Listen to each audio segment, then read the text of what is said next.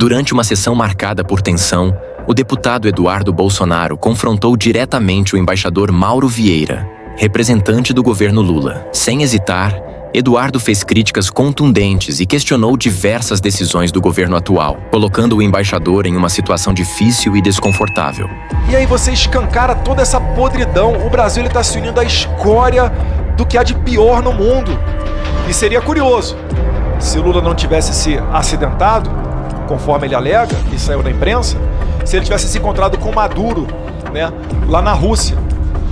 Não foi Vossa Excelência na oportunidade, né, da posse do novo presidente do Irã, que está lá sentado um dos ministros e o vice-presidente da República, Geraldo Alckmin, do lado da nata do terrorismo mundial. E aí a gente vem para o Brasil e enxerga o Lula dias antes da eleição, falando que a eleição de Trump significaria nos Estados Unidos, né, uma nova face do nazismo e do fascismo. Não achem que essa conduta de fraqueza e baixa moral dos Estados Unidos seguirá com Donald Trump. Ocorrerá uma mudança muito grande nesse tabuleiro da geopolítica que já começou. Presidente, nós vivemos hoje em dia o pior momento do entendimento da nossa diplomacia, né? O Brasil, ele prega a democracia, está na boca de todas as autoridades do governo, mas não pratica ela. A gente estava tratando aqui do tema da Venezuela, um tema crucial. E me desculpe, ministro, mas você consegue ver claramente uma disparidade de condutas. Israel se defendendo de terroristas, o Brasil vai e chama o seu embaixador de volta. Da Venezuela, tenta ali reatar as relações diplomáticas como se tivesse ocorrido algo normal. Nós tivemos uma eleição roubada na cara de pau, debaixo da barba de todo mundo. Todo mundo viu aquilo dali. E seria curioso, se Lula não tivesse se acidentado, conforme ele alega, e saiu na imprensa, se ele tivesse se encontrado com Maduro, né, lá na Rússia. Eu queria queria ter a oportunidade de assistir esse diálogo entre os dois, porque o Maduro foi cobrar publicamente o Lula. Na verdade, foi um dos seus ministros, uma das suas autoridades, falando: olha, calma aí, o Brasil teve um problema, teve um conflito na eleição, alegaram, né, uma suspeição de fraude, foi resolvido através do TSE. Por que na Venezuela, o TSE da Venezuela não tem a legitimidade que tem o TSE brasileiro? E aí você escancara uma estratégia da esquerda onde fica difícil você não suspeitar de fraude. Como se as autoridades constituídas na Venezuela tivessem legitimidade suficiente para dizer: não, nós somos imparciais e nós vamos aqui falar aqui quem foi o verdadeiro campeão. Nem sequer o Brasil exigiu as atas eleitorais da Venezuela. Nem sequer isso. O Lula apenas ficou fazendo um meio de campo, dizendo que teria que ter uma outra eleição. Aí a Venezuela falou: calma aí, Lula. O Maduro falou: no Brasil teve outra eleição quando teve um conflito? E aí você escancara toda essa podridão. O Brasil está se unindo à escória do que há de pior no mundo. Ministro, é inimaginável que o Itamaraty não tenha informações da presença do Hezbollah, Tarek al-Saimi, troca de prisioneiros.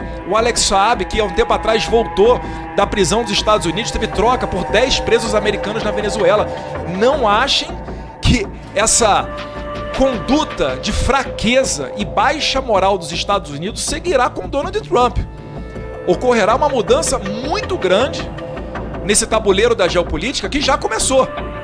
Em 12 horas o Hamas pediu trégua, que é cessar fogo, fim da guerra, depois da eleição do Trump.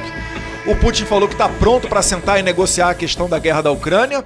O Xi Jinping falou que espera uma convivência pacífica com o governo Trump.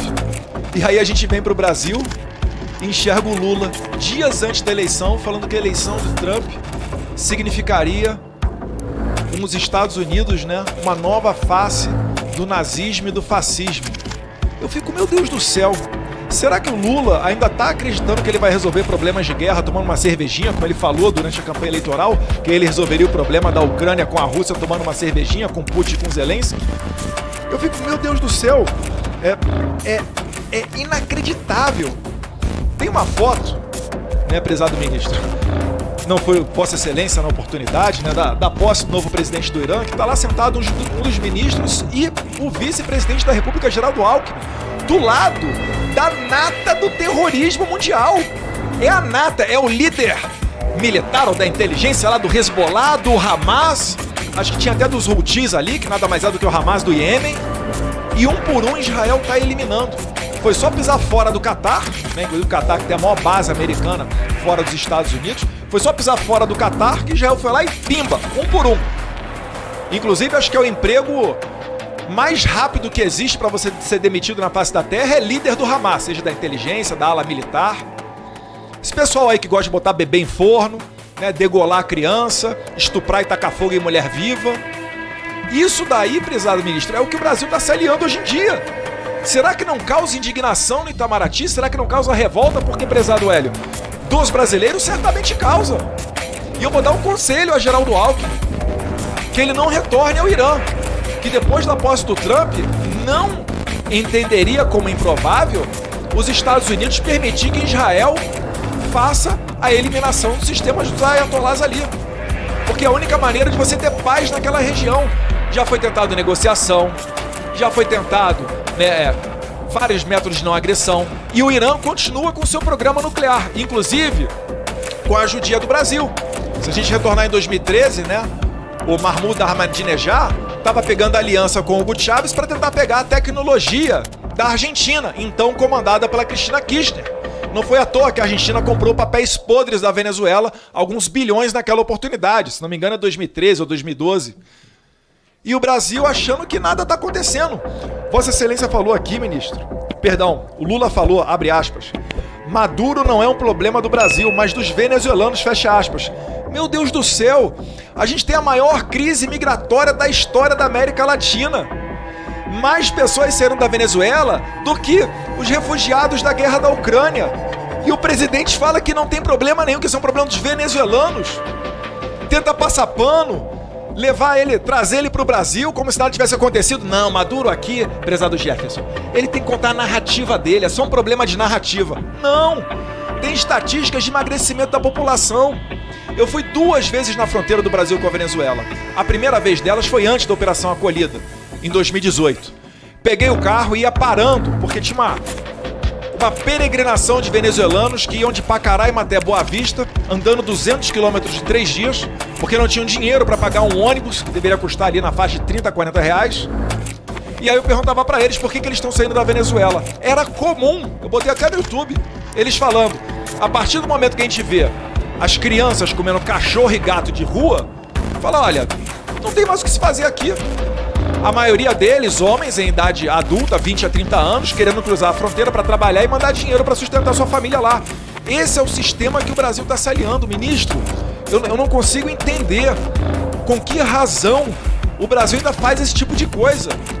A eleição, Vossa Excelência falou do Guaidó. Guaidó foi, né, o que, segundo a Constituição venezuelana, permitia chegar naquele momento para ser presidente. Mas faltava o quê? Faltava a força.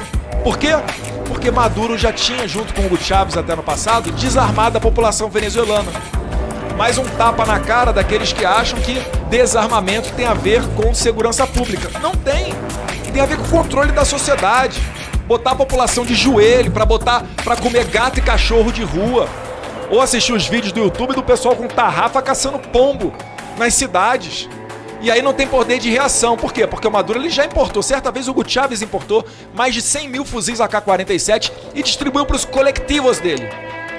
Tá registrado lá no livro Hugo Chávez, o Espectro, do excelente jornalista Leonardo Coutinho.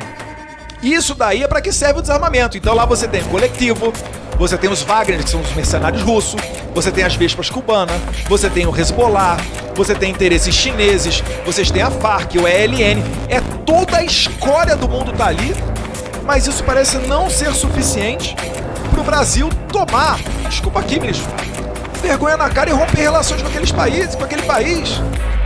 O Alex Saab era laranja do Maduro, todo mundo sabe disso, lavava dinheiro pro Maduro e por isso foi condenado nos Estados Unidos. Aqui tinha um adido militar, que era o último do corpo diplomático, pelo menos durante o período do presidente Bolsonaro, adido militar que estava aqui, nós tentamos mandar de volta para lá, para Venezuela, e o Barroso, ministro do STF Barroso, Luiz Roberto Barroso, disse que não poderia por causa da crise sanitária. O que tem a ver uma coisa com a outra? Até nisso veio interferir a Suprema Corte. E aqui, né, encaminhando para o final nesse tempo que me resta, o Macron vem vem ao Brasil, dá a mãozinha pro Lula, tira um par de fotos, porque ele tinha destruído a relação lá com o Níger, né? O Níger não ia mandar mais o urânio que a França queria, e 70% da energia da França é energia nuclear, que vem do urânio. Aí o Macron vem aqui, eu achando que ia pelo menos ocorrer uma transferência de tecnologia. Não. Ele fala, Brasil, tô fora de tecnologia, eu quero só matéria-prima. Colonizados. Vamos ser a extensão da Guiana Francesa pro Macron, que já não tem muita moral lá pela França. E aqui no final, né? Agora puxando aqui para a eleição do Trump, que muita coisa já tá mudando no mundo. Tenho receio pelo futuro econômico do Brasil ou das relações diplomáticas brasileiras se o Lula continuar recebendo navio de guerra iraniano sancionado pelos Estados Unidos. O mundo inteiro se aproveitou da fraqueza do Joe Biden, né? Até mesmo a esquerda, né? Derrubou ele e sem sequer prévias, que é algo tradicional nos Estados Unidos, lançou a Kamala Harris para concorrer à presidência da República, né? Biden talvez nem saiba que ele já está indo para o final do mandato dele. Não esperem que um governo Trump venha a ter esse mesmo tipo de conduta de fraqueza. A retirada das tropas do Afeganistão foi só o começo, depois disso vieram, né? A guerra aí do Hamas com Israel, a China fazendo exercício lá para cima de Taiwan, Coreia do Norte fazendo ensaios com seus mísseis dentro do mar do Japão. O mundo virou uma bagunça, a Venezuela até chegou a se assanhar para tomar o Essequibo, talvez até passando por dentro do território brasileiro, uma preocupação que os militares me trouxeram, e o Lula falando do fim do padrão dólar. Novos capítulos estão por vir. Eu espero que o Brasil tenha a noção, e não a submissão, mas a noção de que ajudar estados terroristas, né, permitir essas caravanas migratórias para os Estados Unidos, incentivando, né, outros atores internacionais anti-americanos, esses tempos, pelo menos retaliações ocorrerão e eles não condizem com o que está no coração do brasileiro, que é um coração pacífico e que se preza pela boa relação com os Estados Unidos. Obrigado, presidente.